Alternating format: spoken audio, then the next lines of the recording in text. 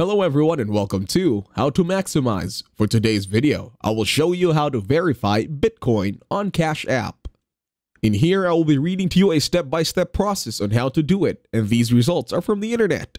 Step 1. Launch Cash App on your phone and scroll to Transfers and Deposits.